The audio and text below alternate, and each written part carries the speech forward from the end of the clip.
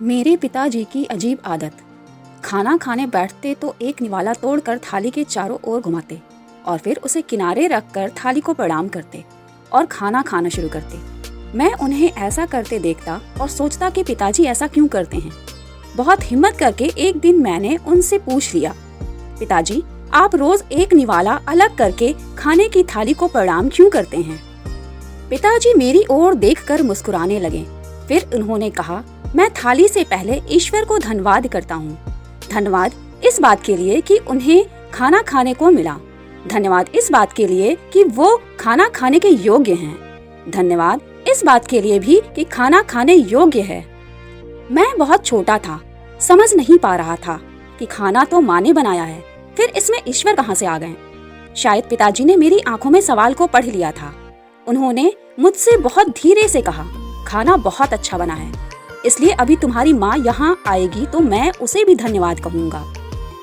मुझे कायदे से यह बात ध्यान नहीं रहनी चाहिए थी, पर मुझे याद रह गई। कारण जिस दिन माँ दम तोड़ रही थी उससे कुछ देर पहले उसने इशारा से पिताजी को अपने पास बुलाया था और कहा कि आप मेरे मुंह में तुलसी का एक पत्ता और थोड़ा सा पानी डाल दीजिए। पिताजी ने ऐसा ही किया था। पिताजी ने जैसे ही माँ के मुंह में चम्मच से पानी डाला, माँ मुस्कुराने लगी। उसने अपने दोनों हाथ जोड़े और फुसफुसाते हुए पिता को धन्यवाद कहा था। माँ जा रही थी। पूरा परिवार माँ के बिस्तर के सामने खड़ा था। माँ के चेहरे पर जरा भी शिकन नहीं थी। माँ जाते हुए पिता को धन्यवाद करते हुए गई। धन्यवाद इतने दिन साथ निभाने के लिए। धन्यवाद कैंसर जैसी बीमारी में सेवा करने के लिए। बहुत गजब का था माँ का संस्कार। माँ की मृत्यु के बाद जीवन से मेरा मोह भंग हो चला था। मुझे समझ नहीं आ रहा था कि मुझे क्या करना है। मैं बहुत छोटा था, इतना छोटा कि मृत्यु का अर्थ भी नहीं ठीक से समझता था। ऐसे में एक दिन पिताजी ने मुझे अपने पास बिठाया और कहने लगे कि तुम्हें उदास नहीं होना चाहिए, तुम्हें जिंदगी को समझने की कोशिश करनी चाहिए। तुम्हें यह समझना चाहिए कि तुम्हारी माँ तुम्हारे साथ इतने वर्षों तक रही। फिर पिताजी बताने लगे कि उनके पिताजी की जब मृत्यु हुई थी तब उनकी उम्र 3 साल की थी। कई चीजें ईश्वर जब तय करते हैं तो उनकी अपनी योजना होती है। हमें ईश्वर के हर फैसले को स्वीकार करना चाहिए और उसका धन्यवाद करना चाहिए कि वो हमारे लिए हर पल कुछ सोच रहे हैं।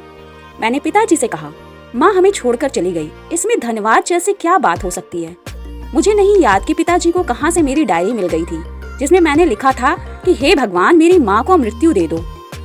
पिताजी मुझे मेरी डायरी का वो पन्ना दिखाने लगे और उन्होंने कहा कि माँ को कष्ट से मुक्ति मिली, इसके लिए भी तुम्हें धन्यवाद कहना चाहिए। इस संसार में बहुत से लोग इस बीमारी में बहुत कष्ट सहते रहते हैं। वे ईश्वर से मृत्यु की कामना करते हैं। ऐसे में माँ चली गई। इसका अफसोस चाहे जितना हो, पर तुम्हें ईश्वर के प्रति आभार जताना चाहिए। पिताजी ने जितना कुछ समझाया था उसका निचोड़ इतना ही था कि हमें अपने भीतर धन्यवाद कहने का भाव विकसित करना चाहिए। हमें धन्यवाद करना सीखना चाहिए। हम स्वस्थ हैं, हमें दोनों वक्त का खाना मिलता है, हमारे शरीर पर छत है, हमारे पास बहुत सी ऐसी चीजें हैं जो बहुत से लोगों के पास नहीं है। हमें इसके लिए ईश्वर का धन्यवाद करना चाहिए। हमें धन्यवाद इसलिए करना चाहिए क्योंकि इसी संसार में बहुत से लोग ऐसे भी हैं जिनके पास वो नहीं है जो हमारे पास है। इस संसार में बहुत से लोगों के पास ऐसी चीजें हैं जो हमारे पास नहीं। इसके लिए मन में मलाल रखने की जगह जो है उसके लिए धन्यवाद करना सीखना अधिक महत्वपूर्ण है। मैंने कभी पिताजी को उदास नहीं देखा। मैंने पिताजी से एक बार पूछा था, क्या आप कभी दुखी होते? तो पिताजी ने मुझे एक फिल्मी गीत गुनगुनाकर जीवन के सत्य को समझाया था। मुझे गम भी उनका अजीज है कि ये उन्हीं की ही दी हुई चीज है। पिताजी ने इस गीत को गुनगुनाते हुए मुझे समझाया था कि जिंदगी बहुत आसान हो जाती है अगर हम घटने वाली घटनाओं को ईश्वरीय विधान मान लें तो। वे मुझे समझाते थे कि बहुत छोटी छोटी बातों में भी तुम अच्छाई ढूंढ सकते हो। एक बार अच्छाई ढूंढने की आदत पड़ जाती है तो जिंदगी आसान हो जाती है। हमेशा शुक्राना करना चाहिए।